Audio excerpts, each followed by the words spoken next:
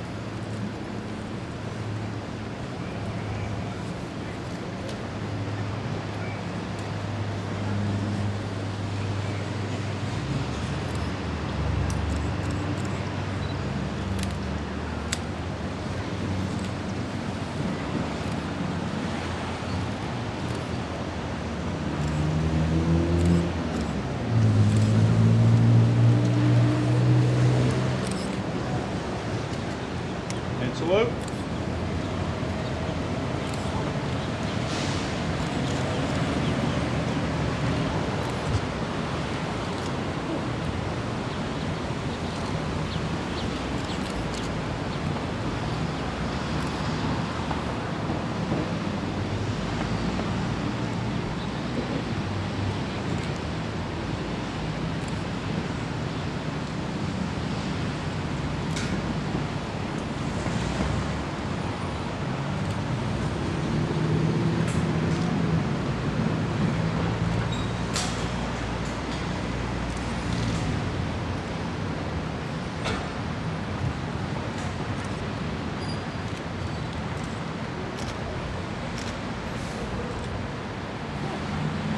Ladies and gentlemen, the Honorable David Ram, Acting Assignment Judge of the Superior Court.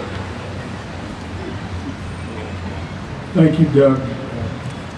How appropriate it is for us to honor veterans today. Those of you who have given your time, energies, physical well-being in the service of our country. In about a minute, I'm going to lead you in Pledge of Allegiance. And those words are so important. I want to emphasize a little phrase, liberty and justice for all. We stand here on the front yard of this beautiful courthouse.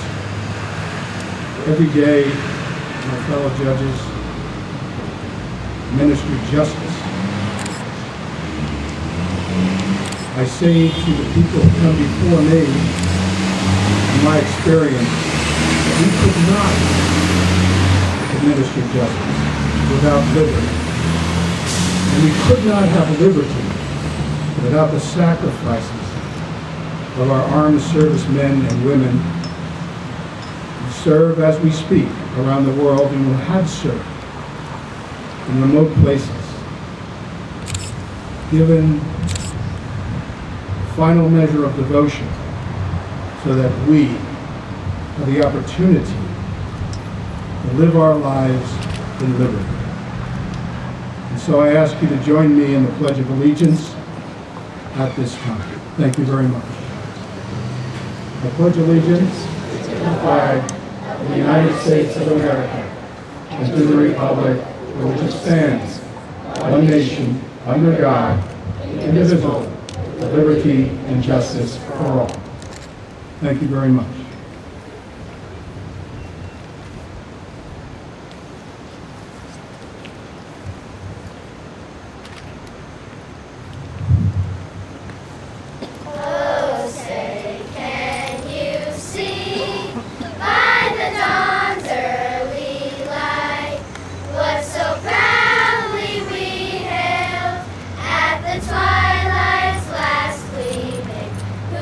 stripes and bright stars through the perilous fight. O'er the ramparts we march, where so gallantly stream, and the rocket's red glare, the bombs bursting in air, gave proof through the night that our flag was still there.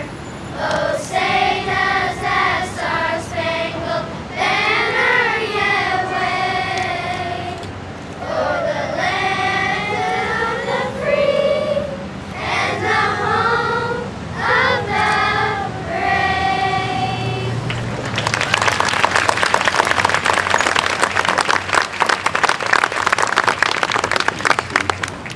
To offer our invocation is the Reverend Cynthia Alloway of the Presbyterian Church here in Morristown. You may be seated. I am thankful to be invited by the Morris County Freeholders again this year to provide this invocation for our Memorial Day observance. I represent the clergy of the Morristown Area Interfaith Clergy Council and my church, the historic Presbyterian Church on the Green, 279 years old this year. But also, I represent a Navy family. I had 3 brothers who served in the Navy in Vietnam that I'm very proud of, and one gave his life as a result of that service to the Navy and to our country. And I have an active duty Coast Guard helicopter pilot who at this moment is in a ceremony in San Francisco being promoted to lieutenant today. So I'm a proud, active military mom.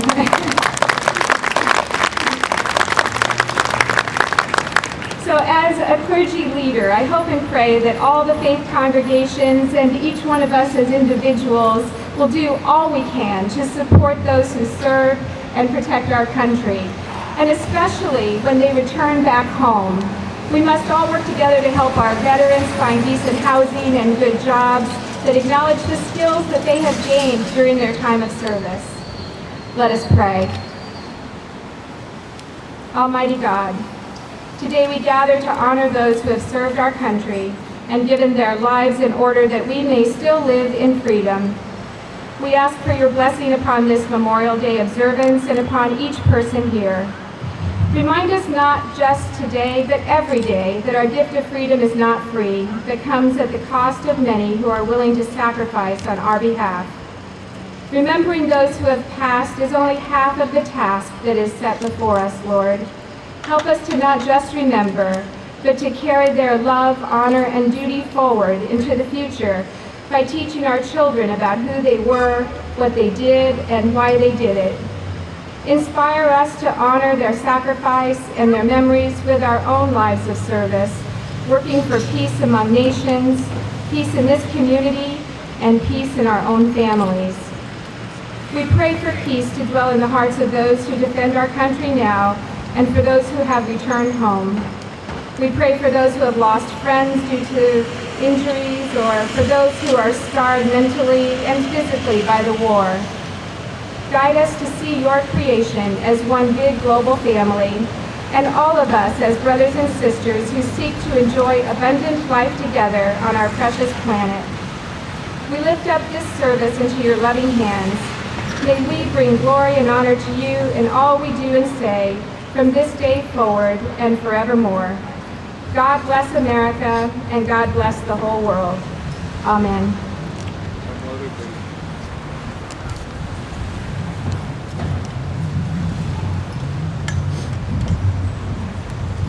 Good afternoon. I'm Freeholder Director Bill Chegwin, and I'd like to thank everyone for joining us here, gathering, paying tribute to our nation, and especially those who have died while answering the call of duty. I'd like to introduce my Freeholder colleagues who are with me up here. Of course, you've met Doug Cabana, our Deputy Director. We also have Dan Grossi, Hank Lyon, Tom Mastrangelo, and John Murphy. Sheriff Rockford's also here. County Clerk Joe Bramwell is here also. Surrogate John Piccarello is here. And First Assistant Prosecutor Tom Zalansky is here also. Honoring the sacrifices, in many cases, ultimate sacrifices made by our servicemen and women should be remembered, not only at the cost of war, but also the price we pay for peace. It is a reminder that freedom is not a right, but something that comes with a heavy burden and with a tremendous cost. Memorial Day serves as a reminder that each new generation has a responsibility to safeguard freedom and peace, and that each generation has paid the price for carrying out that responsibility. Our fallen heroes of yesterday and today answered the call of duty, and today we honor them for that. In just a few minutes, we will honor another group of veterans, those who are seated here in front of you. They are the veterans who served their country, and when they return, they continue to serve, volunteering, helping each other, others, and including other veterans. Before we do that, I'd like to introduce you to a mother of one of the generations of servicemen and women I mentioned a few seconds ago. Landi Simone, the mother of the 19-year-old Marine Lance Corporal Adrian Simone. While serving the tour last year in Afghanistan, Corporal Simone, injured in a serious injury, was caught in an IED. Fortunately, he did not pay with his life, but he did pay with his legs, which had to be amputated at the knees. He's recovering. Our prosthetics is incredibly a young man stationed back with the 2nd Marine Division in North Carolina. Corporal Simone learned firsthand the high cost of protecting our freedom, and so did his family. We are honored today to have his mother speak with us. Mrs. Simone.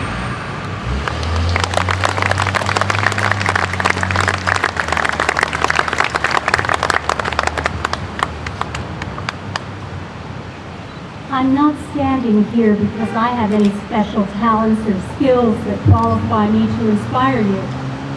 Nor do I believe I have garnered more than my share of wisdom in life.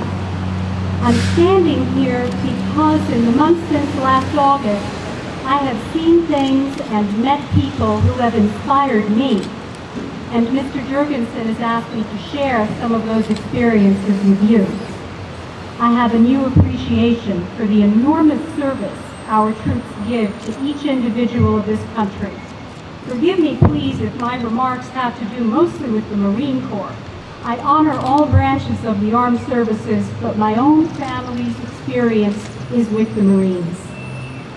Many of you know that my son Adrian chose to enter the Marine Corps right after graduating Montville High School in 2010. Becoming a Marine was an ambition he was passionate about, and he gave it his very best effort. He excelled in basic training and graduated with 1 promotion already under his belt. Adrian's testing qualified him for any job the Marine Corps had to offer, but the job he wanted was infantry. He was assigned fire team leader at School of Infantry in Camp Lejeune and was promoted to Lance Corporal right around the time he graduated. In July 2011, my son left with his unit for his first deployment to Helmand Province, Afghanistan. A month later, on August 24th, while on patrol, he stepped on an improvised explosive device and was horribly wounded. If you are the parent of a Marine, the thing you dread most is to see a car pull up in front of your home and 2 Marines in their dress blues come to your door. It means your child is dead. My husband Paul and I did not have to bear that crushing grief. Rather, we received a phone call at 5:30 a.m. the morning of August 25th. When I picked up the phone, a man identifying himself as a Marine asked if my husband was with me and could I please put the phone on speaker. I thought I would stop breathing. The staff sergeant read a statement describing Adrian's injuries and telling us that he had been medevaced to a hospital in Sangin and that he would be flown home as soon as his condition had stabilized. He gave us a contact number and told us they would call with updates on Adrian's condition. Paul and I held each other a long time and then went to our daughter Kira's room to break the news to her. That is how our family began a remarkable and very emotional journey, one which required each of us to find strength and courage we didn't know we had, Adrian most of all. A journey that brought us closer to each other and closer to the friends and neighbors of our community. A journey that has held much pain and many tears, but also, surprisingly, a large measure of hope and joy. The four of us are not the same people we were 9 months ago. I think we are better.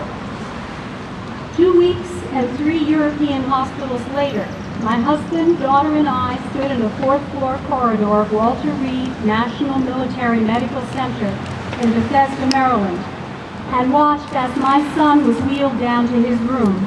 His first words to me were, "Mom, my legs are gone." Those first days at Walter Reed were rough. Adrian was heavily sedated much of the time, and we were not yet sure if he would survive. He was in surgery about every other day, a total of 10 surgeries, necessary to be sure every trace of infection was gone from what remained of his legs. The doctors call these surgeries revisions of the amputations. IEDs result in horribly dirty wounds as soil and debris are forced into the wounds during the explosion. Some people theorize that the Taliban deliberately contaminate the bombs with feces in order to be sure the wounds fester. The surgical team must open, clean, and remove infected flesh until the wounds are and remain healthy. Adrian's field amputations in Afghanistan were left foot and right leg through the knee, but his final revisions were 5 inches above the knee on the right and through the knee on the left. Adrian was very fortunate. The infection in his right leg was a bacterial infection of a common strain, readily treated with standard antibiotics. Some of our amputees are not so lucky. Some get fungal infections or resistant strains of bacteria. The surgeons must keep cutting and hope that they are able to cut out the infection not responding to drugs. If they cannot, and the revisions go above the pelvis to affect the internal organs, that Marine or soldier will almost certainly die. It was during this time that we began to experience the enormous community support at Walter Reed. The day after Adrian arrived, Paul and I went to the hospital cafeteria, where I saw a young man carrying a lunch tray to a table. The young man had 2 prosthetic legs. I approached him and asked him about his legs. I explained that my son had just arrived with similar injuries. The young Marine's name was Aaron Howell. He assured me that his legs were great and he could walk just fine. He asked where Adrian was, and later he visited him. Aaron was the first double amputee I saw at Walter Reed. I didn't know it then, but the entire 4th floor ward was full of double, triple, and quadruple amputees. The fact that no one in Bethesda thinks you're talking about a pair of stereo speakers when you refer to a double amp gives you an idea of how common this injury is. During this last deployment, 9 Marines of Adrian's battalion, 1-6 Hard, were killed in action. Adrian's company, Bravo Company of the 1st Battalion, 6th Marine Regiment, roughly 150 Marines, sustained 3 deaths and 10 injuries, which included amputations. Another 10 Marines in his company received other serious injuries, but no loss of limb. 4 of the amputees came from the same platoon of 36 Marines. That's 11%. Every room in the 4th floor ward at Walter Reed had a wounded Marine or soldier in it. So many of these were amputees that the nursing station has a teddy bear sitting on the counter with wound vacs, standard treatment to drain fluid from amputated limbs, attached to its legs. Many people have asked me if the government treated us well, if Adrian received good care. Those of my generation remember the days of Vietnam, when returning troops received inadequate care and little respect, both from the government and for most of the population. It pleases me to report that that is not the case now. My son received amazing care. He had whole teams of doctors that met and evaluated him daily. Surgical teams, pain management, psychiatric teams, traumatic brain injury, nutrition. Doctors offered their cell phone numbers and told us to contact them at any time if we had questions. At one point, Adrian had an adverse reaction to a drug. His head started itching and his face and neck turned bright red. I notified the nurse, and about 3 minutes later, there were so many doctors and nurses in his room that we had to leave. And the Navy corpsman provided not only great nursing care, but also plenty of joking around to keep moods light. Later, when Adrian was well enough to start physical therapy and be fitted for prostheses, we could not be more impressed with the knowledge and experience of the PT staff, as well as the state-of-the-art facility and equipment. That is all as it should be. Our troops deserve no less, but my family and I are nonetheless very grateful. And we cannot begin to express our gratitude to those members of our community who have undertaken fundraising efforts for Adrian, given him awards, and to the many, many people here in New Jersey who have so generously contributed to help offset expenses. What I really want to tell you about is the Marines and soldiers and their families. It takes one kind of courage to go into a war zone with your fellows and risk your life to root out terrorists. You have been trained for this. You have the knowledge, the equipment, and your brother Marines have your back. This is your job. It's what you do. It takes a different kind of courage entirely to lie in a hospital bed in pain, knowing that at age 19 or 20, you'll never walk on your own 2 legs again. Some have sustained pelvic injuries so severe that they will never father children. Think about the courage it takes to still smile when you find yourself in an instant transformed from a lean, mean, lethal, tattooed Marine into a helpless, maimed invalid. Who can blame those who give in to despair? And some do, but not many. Adrian, who was doing pull-ups in his hospital bed 2 weeks after the explosion that took his legs, was blessed with a positive spirit and an abundance of determination. I believe one of the main reasons for the record speed of his recovery is his attitude. However, every wounded warrior I visited at Walter Reed, and I visited many, greeted me with a smile if he was conscious, courtesy no matter how much pain he was feeling, and asked how my son was doing. More than one, including my own son, told me he was so glad it was he who stepped on the IED, because his brother Marines were right behind him. And if he hadn't triggered the device, they would have been hurt or killed. And every single one of them, as soon as he was well enough to get into a wheelchair, went around the ward to visit those who could not leave their beds. The very best medicine sometimes is just to take our minds off our own problems and try to help someone else. The members of our military seem to know this intuitively. They are all about service to others. And if they can no longer hold a rifle to lay down suppressing fire for their team, they will serve by encouraging a brother who is on the brink of despair. And the families help each other. We shared our children. Everyone waited for Jake Fox to be transferred from ICU to 4 Center Ward and for Doug Vitale to come out of his coma. Every medical victory was greeted with hugs, joyful tears, and cheers. Every setback with more tears. We literally walked the halls weeping, overwhelmed with the shared emotions. Our daughter Kira has a particularly soft heart and was deeply affected by the drama of recovery. It was during this time that she made the decision to put her college education on hold and stay in Bethesda to help care for her brother. When Adrian's wounds were finally closed and Paul and I knew he was out of danger, we returned to New Jersey, Paul to Vienna Piano Company, and me to my honeybees. When you own a small business, and both of us do, You cannot leave it for an indefinite time and expect it to still be there when you return. With Kira staying in Bethesda, Paul and I were able to take care of the pianos and the farm, visiting the kids every couple of weeks, and know that our daughter was always at her brother's side. I was with the kids that exciting day in mid-October when Adrian was officially discharged from the hospital and transferred to outpatient status.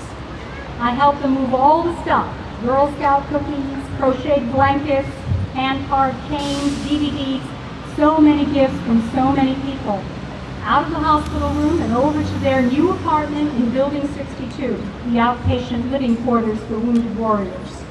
Once there, Adrian began the 5-month journey of acquiring and learning to use new legs. Like Aaron Howell, Adrian visited the hospitalized Marines and soldiers nearly every day.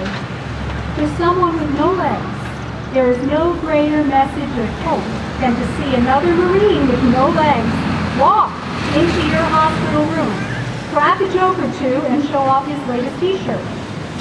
My favorite, designed by triple amputee Marine Corporal Tyler Southern, says, "I had a blast in Afghanistan." And on the other side, combat wounded Marine, some assembly required. Wounded warriors like Adrian and Tyler use humor to keep themselves positive. As Tyler says, there's no reason to piss and moan, I can't sew anything back on. Indeed. Now that's courage.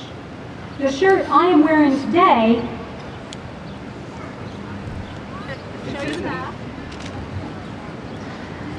was made by a couple of Gold Star dads using the artwork of Marine Sergeant Matt Abate, who was killed in action in 2010. I am enormously grateful I am not a Gold Star mother. My son is alive and kicking. In fact, if he starts with the kicking, be sure to step to one side. Those steel feet are lethal. He has opted not to take a medical retirement from the Marine Corps and is back at Camp Lejeune with his unit. He is continuing training maneuvers with 1/6 and regularly does 3-mile hikes with a 60-pound pack on his back. I am proud to report that Adrian recently received 1/6's Marine of the Quarter Award, a very high honor. And it is rumored he will receive a meritorious promotion to corporal on June 1st. Not bad for a kid who just turned 20 2 weeks ago. He does not want or need anyone's pity. Someday I hope to attend my son's graduation from college, dance with him at his wedding, being careful to keep my toes out from under those feet, and babysit his children. I will be grateful for every day of life, of health, and I will never, ever forget those who, like Joseph D'Augustine, Philip McGee, Chris Bordoni, and Matt Abate, will never again brighten their Mother's Day with a smile. In concluding, I want to pass on a prayer shared by a friend of mine in Texas who is a Gold Star mother. She raised 3 Marines. Her son, Philip McGee, was killed in action this past January. I'm not religious, but my friend Phyllis's prayer spoke to me, and I hope in hearing it, you will never forget those who have given their lives and their limbs to safeguard your freedom. God, make me brave for life, much braver than this. As the blown grass lifts, let me rise from sorrow with quiet eyes, knowing thy way is wise. God, make me brave. Life brings such blinding things. Help me to keep my sight. Help me to see aright, that out of dark comes light. Thank you.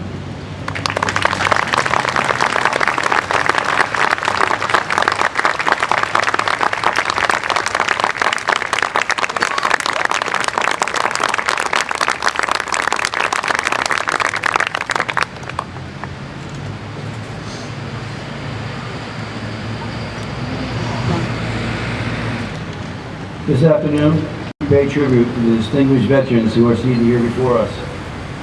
By their service to our nation, they have demonstrated their sacrifice and patriotism. They continue to serve their community as well. as they serve the volunteers and helping others, including other veterans and families. They have not forgotten the soldiers in arms of the past or the present. Today, we reflect on their military service and their community service. We offer a signature gratitude to them. Veterans, the medal that you're about to receive was designed by a special committee of Morris County Veterans. There is no other like it. The Freeholders have presented distinguished medals for more than 9,000 veterans and their family members. And today, your name will join that list. As your name is called, please come up and accept a token of our appreciation.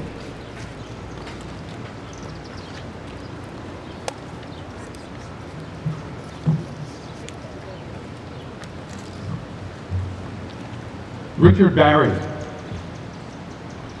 Richard Barry was born in Morris Plains into a family of 15, 6 of them Marines. He served in the Marine Corps between 1960 and 1964. In 2001, he joined Rolling Thunder, New Jersey Chapter 3, a nonprofit organization that promotes POW MIA awareness programs and supports veterans from all wars. He speaks at public schools about the organization's purpose.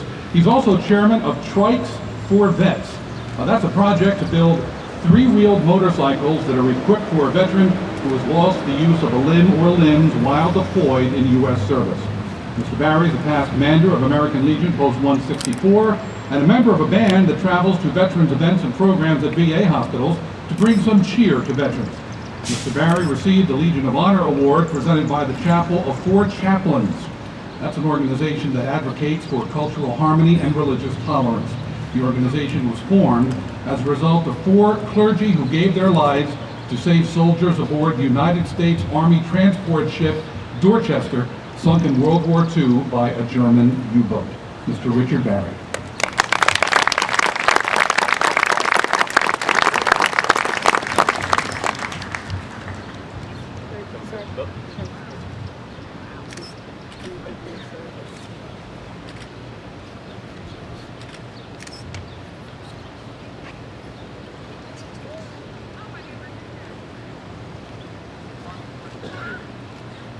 Keith Byard. Keith Byard of Chatham enlisted in the Marines in 1981 with the intention of becoming one of the world's finest fighting men. After infantry training, he was assigned to the 1st Marine Division.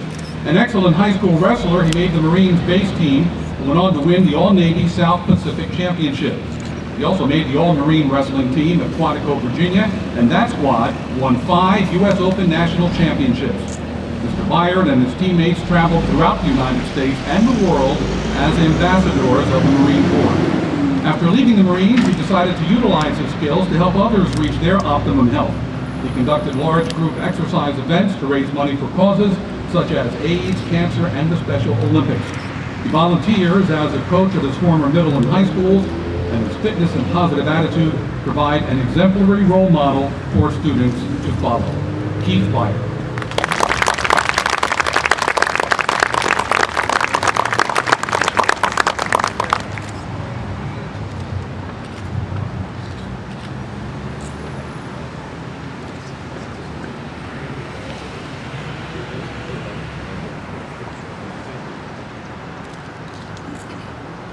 Richard W. Eastman, Jr. Richard Eastman was commissioned as 2nd Lieutenant in the U.S. Army in 1964. He completed his training at the Aberdeen Proving Grounds in Maryland and graduated from the Army's Ordnance Guided Missile School in Alabama. His Army Reserve duty included service as a computer systems officer and support command with the Pentagon. He returned as a lieutenant colonel. His volunteer activities are the result of his awareness of the needs of post-World War II veterans in need of housing. His father was a military policeman who served under General MacArthur in Japan. Following the war, there was a shortage of housing for returning troops, so his family first lived on a houseboat, then became beneficiaries of the New Jersey Veterans Housing Program.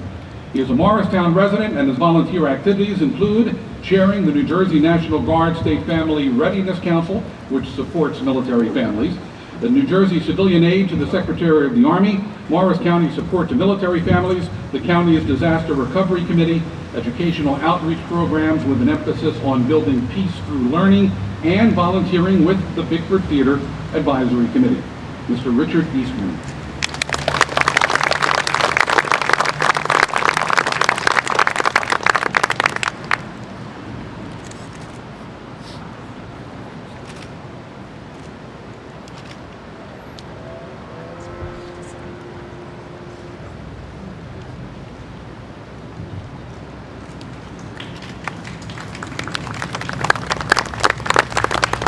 Staff Sergeant David Strassner.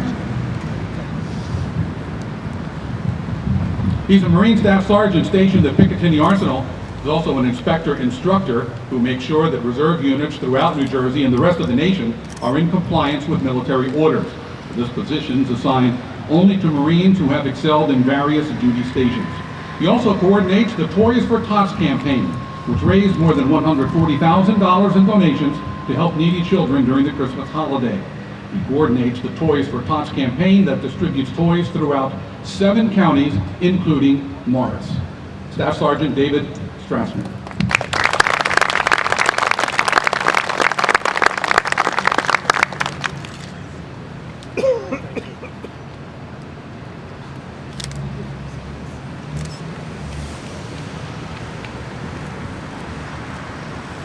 Staff Sergeant Frederick Wiedenman, who was also stationed at Picatinny Arsenal. He's an administrative chief who interprets military orders to ensure that all Marine Reserve units are in compliance with same. It's a very specialized area and given only to those Marines who have demonstrated skill in legal matters. Staff Sergeant Wiedenman volunteers his time assisting the Toys for Tots program by buying toys which are then distributed to needy youngsters during the Christmas season.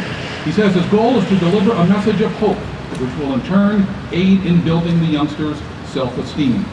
Over the 62 years of the U.S. Marine Corps Reserve Toys for Tots program, Marines have distributed more than 400 million toys to more than 188 million needy children. Staff Sergeant Frederick Wiedenman.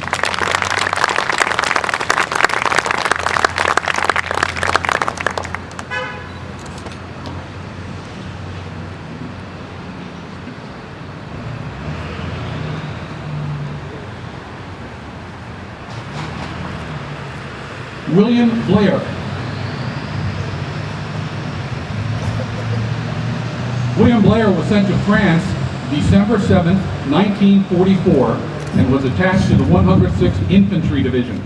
The Battle of the Bulge began December 16th that year, and 3 days later, 7,000 of his division were captured by German forces and sent to various concentration camps all over Europe.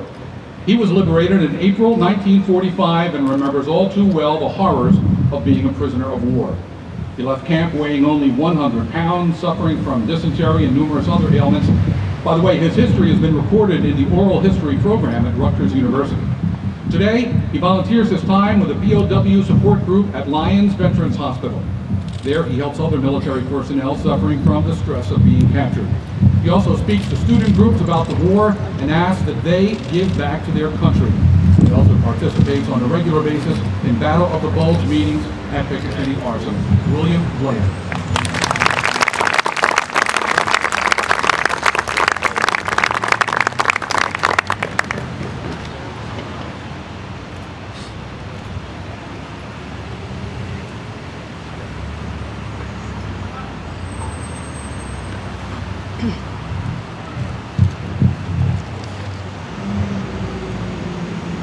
Lawrence Opel.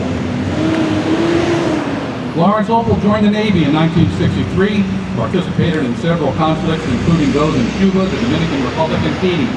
After his discharge, he joined the Bernays Afghan-American Legion post, and over the next 46 years served in numerous leadership positions with the post, including commander. He's also a volunteer with the Long Valley Fire Department and has been secretary of the Firemen's Relief Association for the past 20 years. In May 1979, he, along with other Vietnam veterans, was awarded the Outstanding Community Achievement Award from President Jimmy Carter. In 2005, he was part of a committee that worked to bring back the remains of local veteran Sergeant Larry Macy, who had been killed in action in November 1967 during the Vietnam War while flying a rescue mission over Laos. His remains were recently found, and his friends from high school raised funds and erected a bronze likeness of him in his hometown of Chester.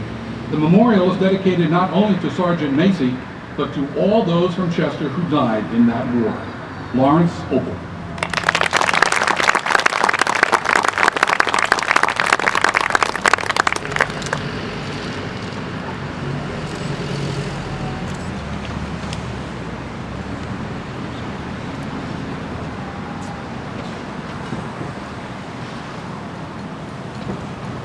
Captain Jermaine Dunham.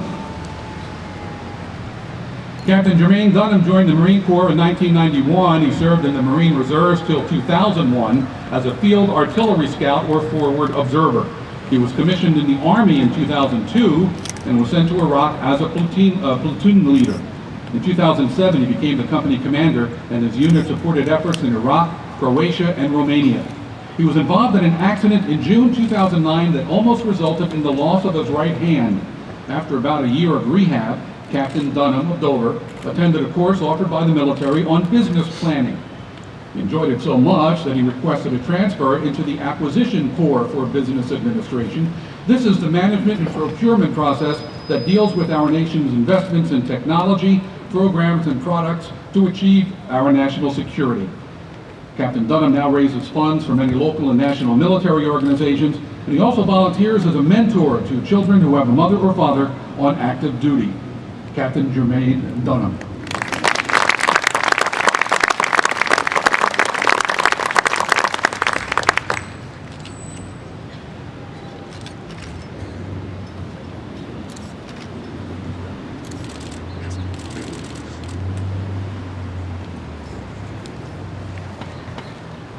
Major Vincent Morris.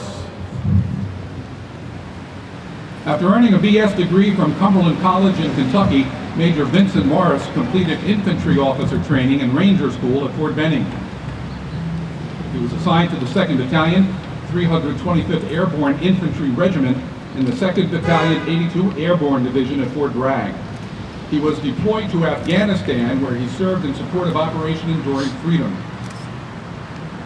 Growing up in South Carolina, he did a great deal of hunting and fishing as a child. Drawing on that background, he decided to start a program at Picatinny for veterans who were wounded and disabled in the current conflict, but who wanted to continue their outdoor activities as hunters and fishermen. With the support and guidance of General Jonathan Maddox and Lieutenant Colonel Charles Kohler, he was able to start the Hunters Helping Heroes program for disabled veterans. Major Vincent Morris.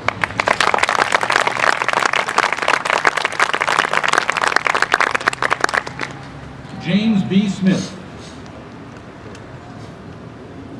James Smith grew up in Dover, joined the Army in 1977, and was assigned to the Naval Explosive Ordnance School in Indian Head, Maryland. His military service took him to Korea, Washington, D.C., Germany, Fort Bragg, and Picatinny before retiring after 20 years. He participated in a number of task forces in countries including Iraq, Egypt, Ethiopia, and Kuwait. He's currently the commander of American Legion Post 91 in Wharton. This post raises about $50,000 to support local soldiers in need, military support programs, scholarships, and New Jersey Boy State. He's volunteered with the Wounded Warrior Fund, Toys for Tots, and numerous other local veteran programs. His American Legion Post 91 also provides needed transportation and assistance to veterans throughout the family assistance process. James Smith.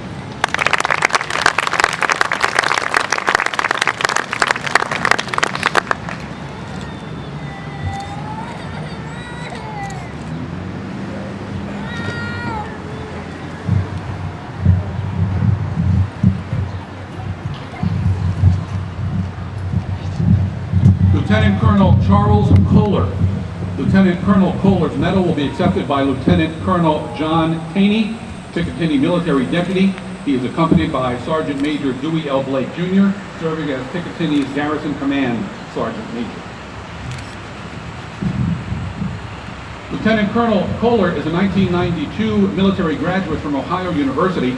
He served as a platoon leader, company commander, battalion operations officer, and most recently, the executive assistant to the Director of Defense Logistics Agency, and he is currently the commander of the U.S. Army Garrison at Picatinny. He's been honored with the Bronze Star, the Defense Meritorious Service Medal, a Meritorious Unit Citation, and the Honorary Order of St. Christopher. Lieutenant Colonel Kohler is an active member of the community, and he is a member of Leadership Morris and the Army Emergency Relief Campaign. He too is a supporter of the Wounded Warrior Project and is often heard on radio talk shows and at schools and community events discussing military life. Lieutenant Colonel Charles H. Kohler.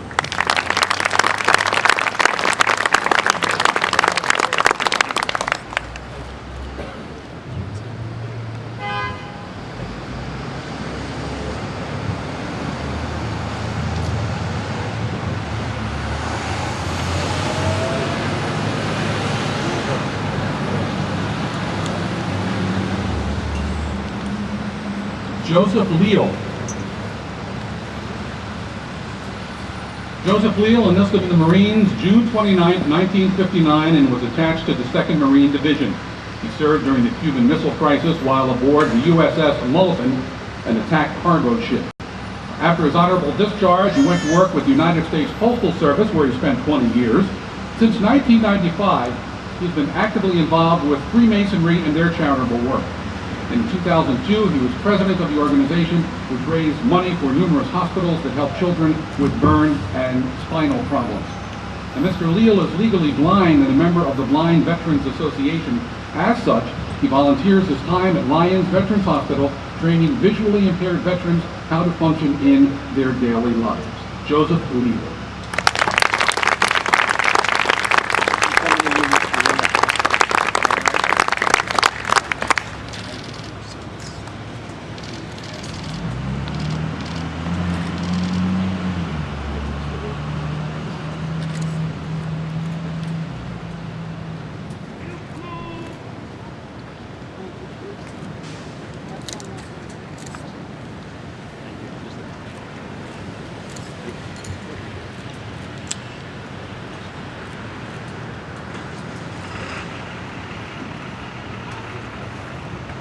Our final medal recipient this afternoon is Kevin Hilton. Kevin Hilton of Florham Park joined the National Guard in 2003. He was deployed once to Iraq, once to Kuwait, and he is subject to recall. While in Kuwait, he volunteered with the Catholic Church as a music minister. Between deployments and while back here in the United States, he volunteered to assist the National Guard in patrolling the U.S. border between Mexico and the state of New Mexico. His other volunteer work while in the service was recognized by his being awarded the military's Outstanding Volunteer Service Medal. He volunteers as an EMT in Florham Park, and being a former Eagle Scout, he remains active with the Boy Scouts as an advisor. Sergeant Hilton will remain with the National Guard until his enlistment runs out in November, and he is beginning a new career with the Phillips Companies. Sergeant Kevin Hilton.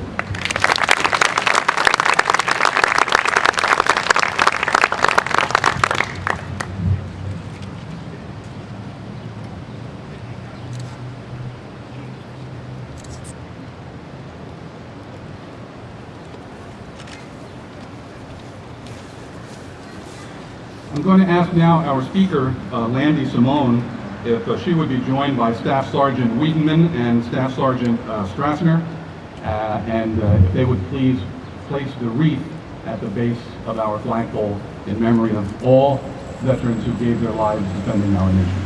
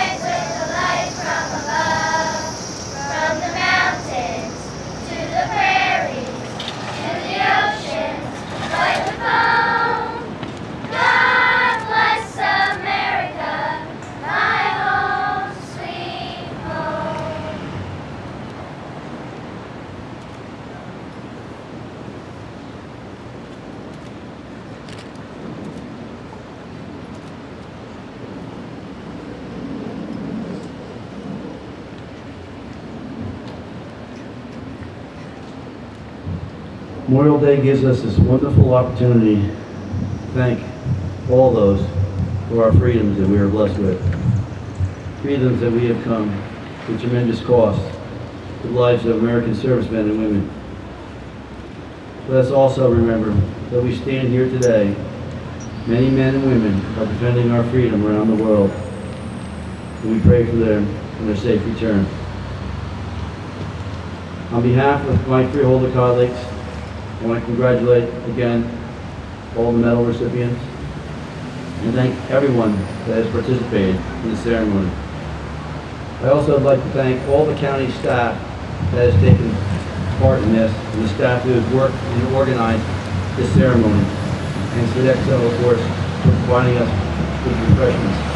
So please, everybody, go over and have a hot dog, and happy Memorial Day. Thank you.